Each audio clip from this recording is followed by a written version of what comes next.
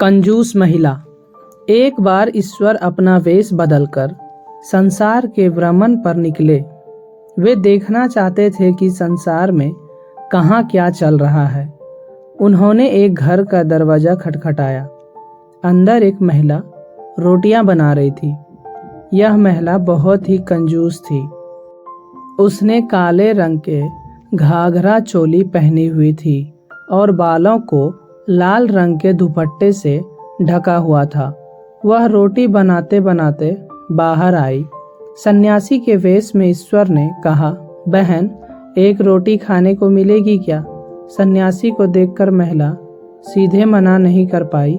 वह बोली, महाराज, आप अंदर आइए, मैं आपके लिए गर्म रोटी बनाती हूँ। सन्यासी को उसने रसोई में एक आसन पर बैठा दिया। फिर एक आटे का गोला बनाकर बेलने लगी। उसने गोले को इतना बेला कि वह पत्ते जैसा पतला हो गया।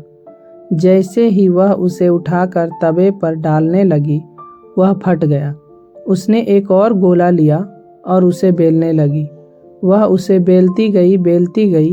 बेलते बेलते रोटी इतनी पतली हो गई कि नजर आनी ही बंद हो गई। उसने सन्यासी से कहा, एक बार और कोशिश करती हूँ। अब उसने एक और गोला लिया, फिर उसे बेलने लगी।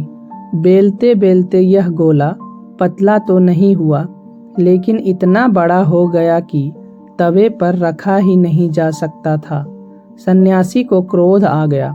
वह बोले, हम जान गए हैं कि तुम हमें रोटी खिलाना ही नहीं चाहती हो। हम तुम्हें एक चिड़िया बनाते हैं, एक ऐसी चिड़िया जिसको खाना ढूंढने के लिए पेड़ों को खोदना पड़ेगा और जिसको पानी पीने के लिए बारिश का इंतजार करना होगा। आज से तुम सिर्फ बरसात का ही पानी पी पाओगी। ईश्वर के इतना कहते ही वह महिला चिड़िया बन गई। एक काली चिड़िया जिसके बालों पर लाल रंग की कलगी थी। आज भी ऐसी चिड़िया पाई जाती है। हम इसे कहते हैं कठफोड़वा। कठफोड़वे को खाना ढूंढने के लिए अपनी चोंच से पेड़ों के तनों को फोड़ना पड़ता है और कहते हैं कि कठफोड़वा पानी पीने के लिए पूरे साल बारिश का इंतजार करता है। धन्यवाद।